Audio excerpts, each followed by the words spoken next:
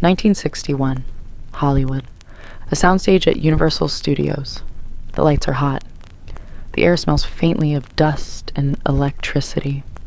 Crew members murmur in low voices. And there he stands. Cary Grant, 57 years old, still devastatingly handsome in that impossible way he had been blessed. The tan, the posture, the suit that fit as though it had been born on him. And the voice, not British, not American, something in between, something invented. For 30 years he had been the most elegant man in the world. Women wanted him. Men wanted to be him. He moved through scenes with a grace so effortless it seemed innate, but nothing about it was innate. The charm wasn't natural. The accent wasn't real. Even the walk had been practiced for hours in front of mirrors. Everything about Cary Grant was constructed, deliberate, polished. A performance so convincing that sometimes even he forgot it was a performance. Between takes, someone once asked him what it felt like to be Cary Grant. He smiled. That famous smile, warm, controlled, perfectly timed. And he gave the answer that would follow him for the rest of his life. Everyone wants to be Cary Grant. Even I want to be Cary Grant. People laughed. They thought it was modesty. A movie star's clever self-deprecation. But it wasn't a joke. It was a confession. Cary Grant was an invention, a character he had been playing for 3 decades. The man inside the performance had another name, Archie Leach. And Archie had never quite disappeared, no matter how carefully Cary tried to erase him. So tonight, settle in, get cozy. We're going back to the beginning.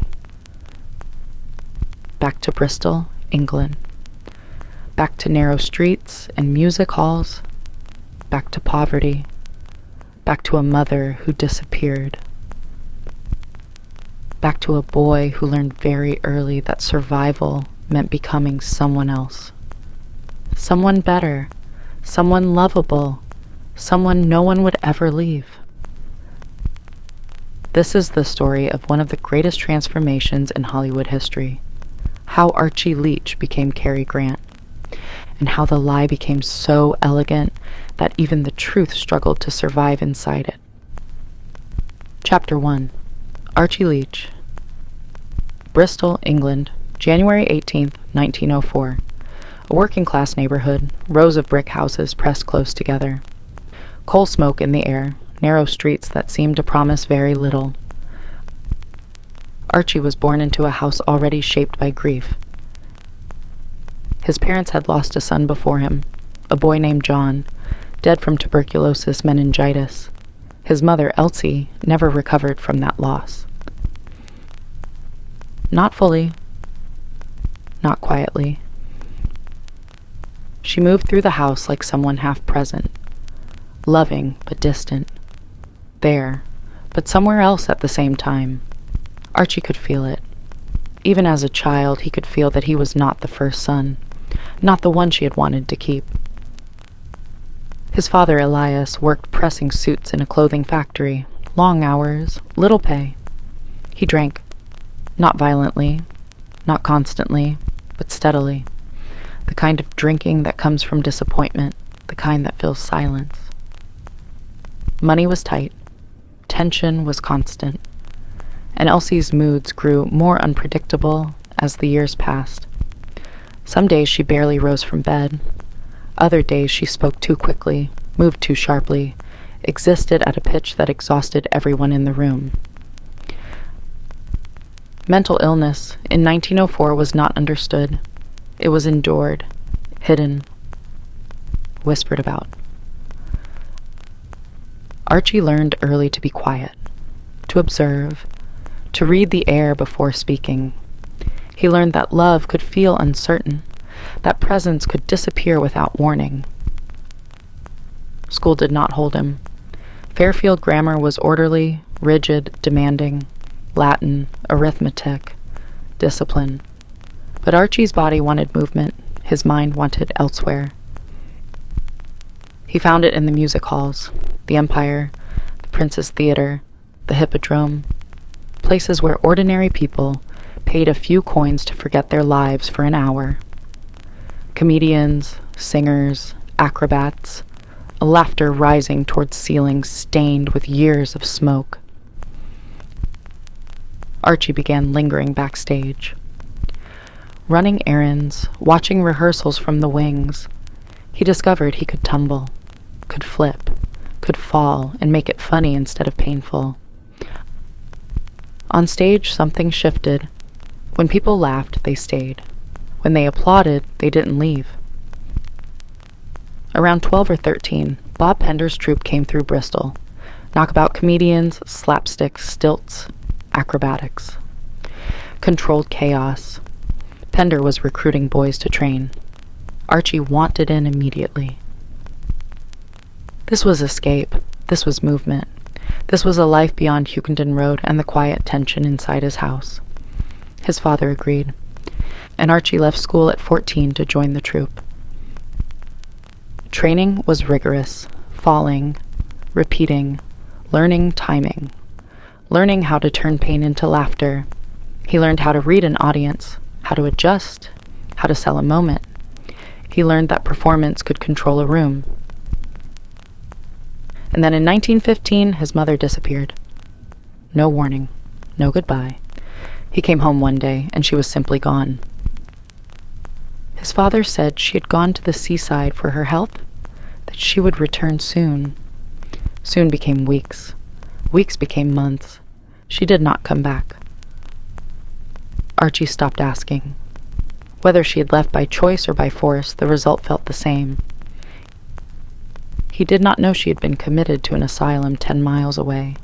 He did not know she was alive. He did not know she was thinking of him. All he knew was that his mother had vanished, and something inside him hardened. The Pender troupe became his family. Boarding houses, train stations, applause. Movement instead of stillness. Noise instead of silence. On stage, he could become anyone. Off stage, he was a boy who had learned a simple truth. If you are charming enough, if you are useful enough, if you are entertaining enough, people might stay. And if they stay, they cannot leave. Chapter 2. Across the Pond. By 14, Archie Leach was no longer just a boy from Bristol. He was a professional performer, touring with Bob Pender's troupe, sleeping in boarding houses, living out of trunks, applause as currency. The work was physical, stilts, tumbling, comic violence that had to look accidental but never was. He learned precision. He learned timing. He learned that falling correctly mattered more than falling dramatically. In 1920, when Archie was 16, the troupe received an offer. America. New York. Vaudeville. The largest stage in the world. Archie said yes before anyone finished explaining. England held nothing for him now. His mother was gone. His father distant. School a closed chapter. America was movement. America was escape. They sailed in July aboard the Olympic. Archie stood on deck as England dissolved into gray horizon. 16 years old, watching his past shrink into mist. New York Harbor rose from the water like something imagined. The Statue of Liberty. Steel buildings stretching higher than anything he had known. Noise layered on noise. Energy without pause. The troupe struggled at first. Small bookings, inconsistent pay, cheap rooms, some nights full meals, some nights not. Archie didn't mind. Hardship felt lighter here, less personal, less suffocating. This was forward motion. They played the Hippodrome. Huge audiences, roaring laughter. Hundreds of faces lifted toward the stage. Archie felt something settle into place inside him. On stage, he was certain. Off stage, he was unfinished. As the years passed, he grew taller, leaner, more controlled. He began watching American performers closely, their ease, their confidence, the way they occupied space as if they deserved it.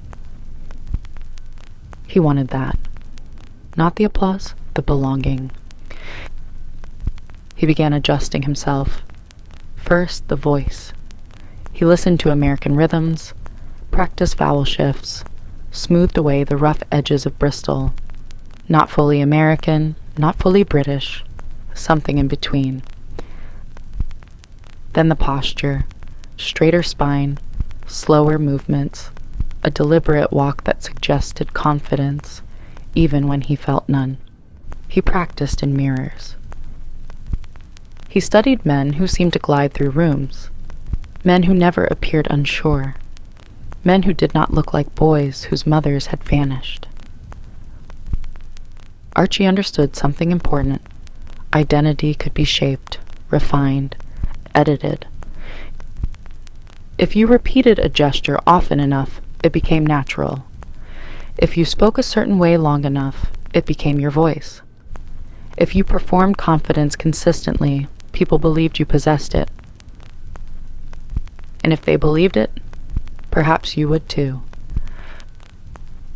By his early 20s, Archie Leach was thinning at the edges. It was still his legal name, but no longer his ambition. He did not yet know the name he would choose. He did not yet know Hollywood was waiting, but he understood one thing clearly.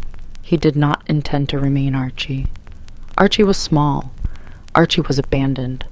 Archie was uncertain. So he began, quietly, deliberately, becoming someone else. Chapter 3. Inventing Cary Grant. Hollywood called in 1931. Paramount Pictures offered a screen test. By then, Archie had been in America for over a decade. He had worked vaudeville, Broadway, light comedies, and musicals. Reviews were kind. Audiences responsive. But film was different. Film was permanence. The test took place in New York at Paramount's Astoria studios. He arrived in his best suit, hair precise, shoulders squared, the version of himself he had been rehearsing for years. The camera loved him. On stage, he was energetic. In person, reserved. But on film, something shifted. The lens found depth in stillness, suggestion in restraint. Paramount offered a contract. 5 years. $450 a week. There was only one condition. The name had to go. Archie Leach did not sound like a star. It sounded ordinary. British, small. The studio had lists prepared, combinations tested for glamour and strength. He scanned them without enthusiasm. Then one name held his attention. Cary Grant. Cary felt modern, clean, confident. Grant felt solid, established, important. It sounded like someone who had never worried about rent, someone whose mother had never vanished. More than that, it sounded like someone Archie wanted to become. He signed the contract. Cary Grant. The transformation was no longer informal. It was official. He moved to California in 1932. Sunlight, palm trees, studio lots that felt like self-contained cities. Everything was larger, brighter, more confident. The early films were forgettable. Supporting roles. Handsome young man in a tuxedo. Polite, controlled, reliable. He studied constantly. Douglas Fairbanks for physical grace. Adolphe Monjou for urbane charm. William Powell for wit delivered without strain. He refined the accent further. Not British, not American, transatlantic, educated but placeless. He refined the walk, measured strides, relaxed shoulders, a sense of ease that suggested he had never hurried in his life. He became obsessive about tailoring, every suit precise, every cuff exact. Elegance without visible effort, that was the key. Nothing must look practiced. By the mid-1930s, the construction was complete. Cary Grant existed. He was charming without trying, sophisticated without boasting, romantic without sentimentality. Women loved him. Men wanted to resemble him. Directors trusted him. And Archie became quieter. Not gone, just submerged beneath polish and precision. The invention worked too well. The performance convinced the world, and eventually, it convinced him. Cary Grant was no longer an aspiration. He was reality. And reality, once rehearsed long enough, can feel indistinguishable from truth. Chapter 4. Master of Suspense. Alfred Hitchcock understood something about Cary Grant that others did not. He understood the elegance was constructed. He understood that charm could be a mask. In 1941, they made Suspicion. Cary played a husband who might be planning to kill his wife. The role required something dangerous beneath the smile. He did not change much. That was the brilliance of it. A pause held slightly too long, a glance that lingered a fraction beyond comfort. Suddenly the audience wasn't sure what they were seeing. Was he trustworthy, or was he performing trustworthiness? In 1946 came Notorious. He played an American agent who uses a woman he claims to love for a mission. Cold. Controlled. Strategic. The charm became a weapon. Hitchcock leaned into the discomfort. The audience wanted to like Cary Grant, but here, liking him felt complicated. In 1955, To Catch a Thief, sunlight on the French Riviera, Grace Kelly at his side, playful, light, effortless on the surface. But still the theme lingered. A man who once stole identities. A man trying to outrun his past. Then, in 1959, North by Northwest. The masterpiece. Cary played Roger Thornhill, an advertising executive mistaken for a spy. An ordinary man forced into danger because of mistaken identity. The film was about confusion, about being pursued for something you are not, about surviving by improvising. Roger Thornhill pretends to be a spy. Cary Grant pretends to be effortless. Archie Leach pretends to be unbreakable. Hitchcock placed him in impossible situations, crop duster attacks, monument chases, narrow escapes, and through it all, the suit remained immaculate. That was the tension, the world collapsing around him, the composure intact. Hitchcock knew audiences were watching more than a thriller. They were watching a man maintain control, watching elegance survive chaos. And sometimes, just briefly, they saw the crack. A flash of fear behind the eyes, a tightness in the jaw, the suggestion that the mask required effort. These were some of his finest performances, because they were closest to the truth that Cary Grant was always, in some small way, performing. And performances require maintenance, constant vigilance, careful balance. Under Hitchcock's direction, the elegance deepened, but so did the shadow beneath it. Chapter 5. The Cost. Success is visible, cost is not. Cary Grant married 5 times, 5 beginnings, 5 hopes that this time might be different. The first was Virginia Cheryl in 1934. Young, beautiful, also an actor. The marriage lasted just over a year. She wanted a husband, but he offered Cary Grant instead. The second was Barbara Hutton in 1942, an heiress, one of the richest women in the world. The press called them Cash and Cary. It looked perfect from the outside. Money, glamour, headlines, but performance cannot sustain intimacy. They divorced after 3 years, politely, publicly. In 1949, he married Betsy Drake. She was different, interested in psychology, in growth, in what lay beneath surfaces. With her, he attempted something new, honesty.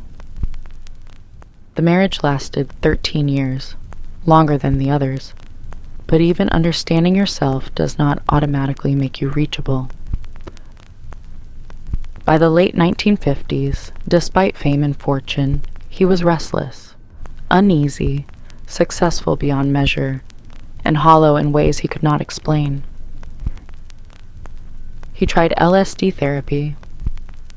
This was before it was illegal, before it became cultural rebellion. In clinical rooms, under supervision, he took the drug and allowed defenses to fall. Walls he had built since childhood began to soften. He saw the frightened boy from Bristol, the boy who believed his mother had abandoned him, the boy who decided he would never again be small or unwanted. He recognized patterns, how he withdrew before others could leave, how charm protected him, how sophistication disguised fear. He spoke publicly about the therapy, openly, unusual for a movie star of that era. Some admired the honesty, others questioned it. He did not seem to mind. Understanding brought clarity, but clarity does not instantly undo habit. He still retreated, still performed, still found it easier to be admired than known. In 1965, he married Diane Cannon. She was younger, full of life. She wanted children. He had always been unsure about fatherhood, afraid of repeating something broken. Their daughter Jennifer was born in 1966, and something shifted. He retired from films that same year, at the height of his career, at 62. He said he wanted to be a father, not a star, just present. The marriage ended, but fatherhood remained. By all accounts, he was attentive, gentle, consistent.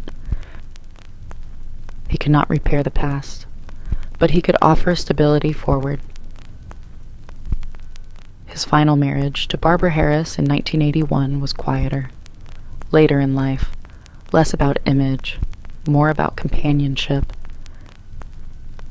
It lasted until his death, peaceful, unremarkable, and perhaps that was the point. Cary Grant was adored, admired across continents, but the deeper victory was smaller, more private. He began to understand himself. Even if he never entirely escaped the performance, even if Archie never fully stepped into the light. Chapter 6. LSD. By the late 1950s, Cary Grant had everything. Fame, money, control, admiration that crossed continents. And yet, something inside him remained unsettled. He was in his 50s, at the height of his powers, the image perfected, the voice calibrated, the walk rehearsed into instinct. But privately, he felt fractured, restless, suspicious of intimacy, afraid of losing what he had constructed. Marriage after marriage had followed a pattern: charm, intensity, distance, withdrawal. He did not understand why, only that he seemed to sabotage closeness just as it began to deepen. Traditional therapy had offered language. It had not offered relief. Then came something radical: lysergic acid diethylamide, LSD.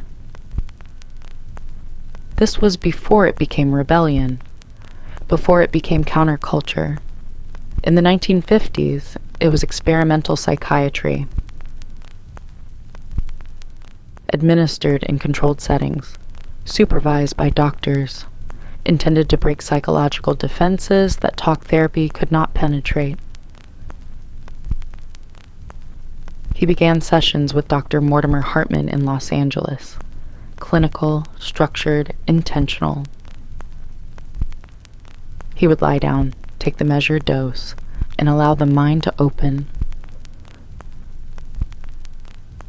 The walls softened, the elegance dissolved, the practiced composure lost its grip. What surfaced was not Cary Grant, it was Archie. The boy in Bristol, the confusion of his mother's disappearance, the silence in the house, the belief that he had been left.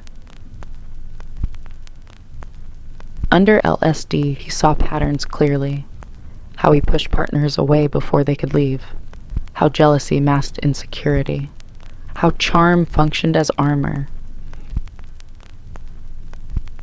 He later said it felt like removing layers, like finally meeting himself without rehearsal. He underwent more than 100 sessions, more than almost anyone else in Hollywood. He did not hide it. He spoke publicly about the experience, on television, in interviews, openly. For a movie star in the 1950s, this was extraordinary. Vulnerability was not marketable. Self-doubt was not glamorous.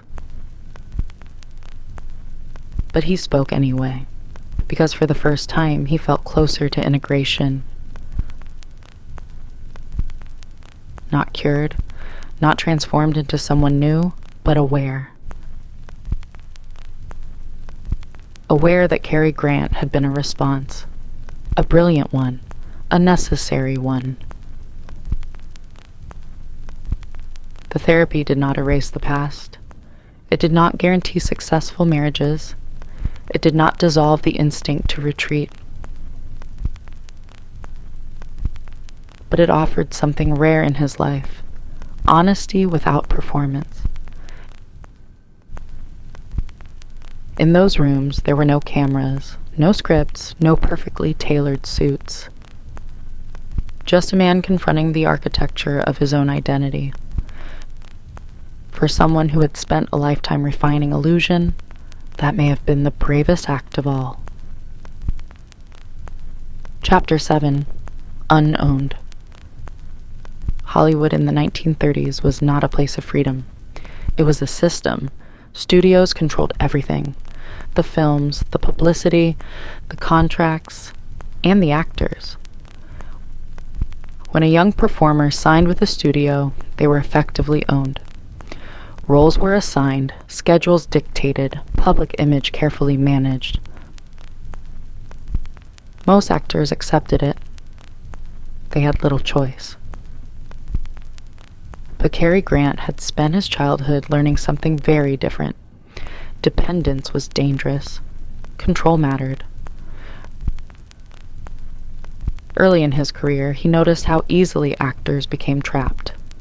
Long contracts, limited pay, no say in the roles that shaped their careers. He watched carefully, listened, waited. Then he did something unusual. He refused to renew his studio contract. Instead of belonging to one studio, he chose independence, film by film, role by role, a freelance actor. At the time, it was almost unheard of. Studios preferred obedience, predictability, ownership. But Cary Grant had leverage. Audiences loved him, directors trusted him, and his name on a poster meant tickets sold. So he negotiated, carefully, intelligently. Instead of flat salaries, he asked for percentages of profits. Instead of assigned roles, he chose scripts. Instead of control by the studio, he maintained control of himself.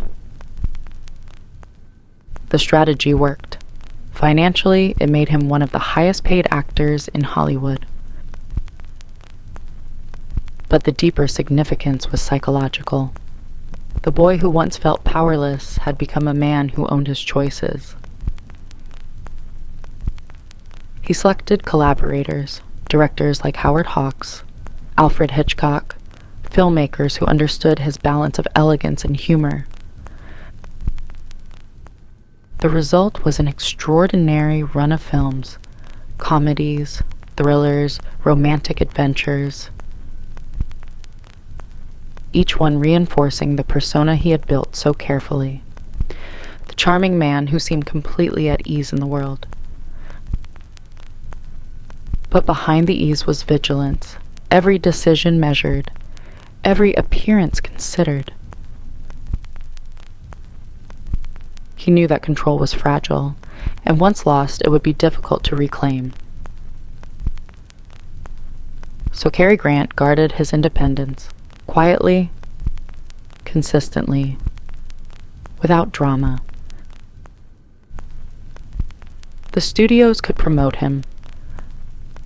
The audience could adore him, but no one owned him. Not anymore. Chapter 8. Finding Elsie. In 1935, Cary Grant received a letter. It was from a lawyer in Bristol. Formal. Brief. Devastating. His mother was alive. Elsie Leach had been living in the county asylum in Fish Pond since 1915. 20 years. She had not gone to the seaside. She had not abandoned him. She had been committed. His father had told him she was gone, and for 20 years Cary believed it. She had been 10 miles away, while he toured with the Pender Troupe, while he sailed to America, while he became Cary Grant. Alive. Forgotten. The anger came first, at his father, at the lie, at the years stolen without explanation. But beneath the anger was something else. Possibility. He arranged for her release, paid for better care, traveled back to see her. He was no longer Archie. He was a movie star, elegant, composed, world famous. But inside that hospital room, he was 11 again. She recognized him, or recognized the boy. She called him Archie. She could not fully understand the years, could not bridge the gap between the child she remembered and the man before her. 20 years of institutionalization had taken its toll. Memory fractured, time distorted, the past and present blurred together.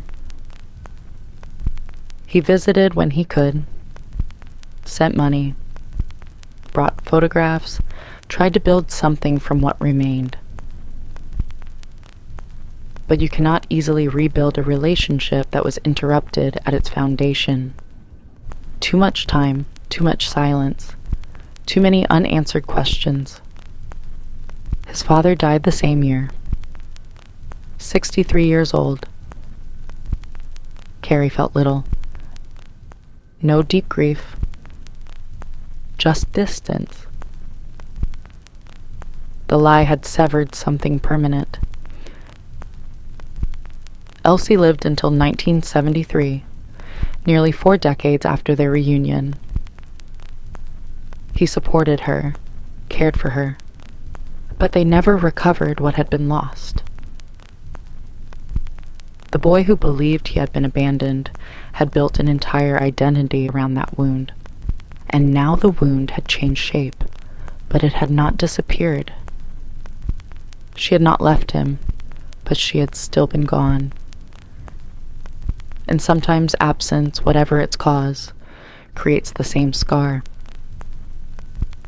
And that's where we'll leave him. In 1961, on a soundstage in Hollywood, Cary Grant stood beneath bright lights and delivered a line that sounded like a joke. Everyone wants to be Cary Grant. Even I want to be Cary Grant. It wasn't a punchline, it was a confession.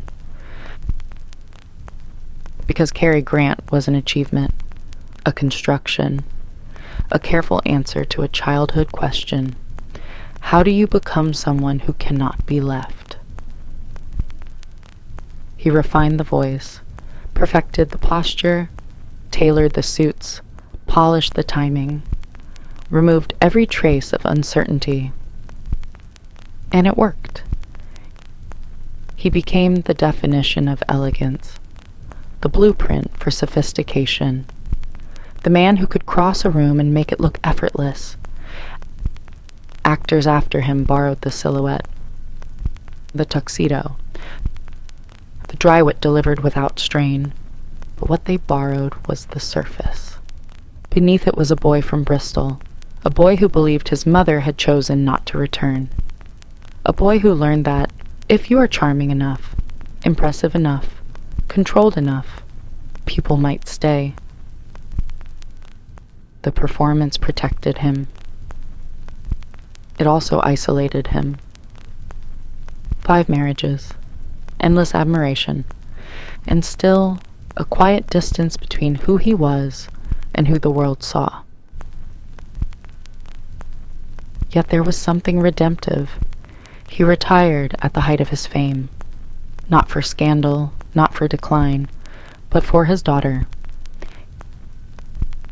He chose presence over applause, fatherhood over performance. He could not repair the years lost with his mother.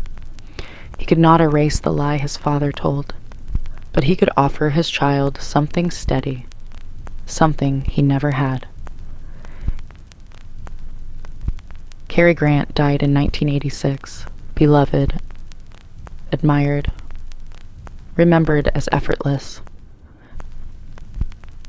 But effort was the hidden story, the discipline, the rehearsal, the lifelong attempt to transform pain into polish. Archie Leach did not vanish. He evolved. He survived. He built something magnificent from absence. And perhaps that is the quiet truth beneath the elegance.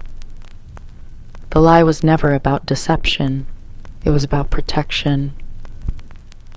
He became exactly who he needed to become. And in doing so, he gave the world a version of grace that still endures.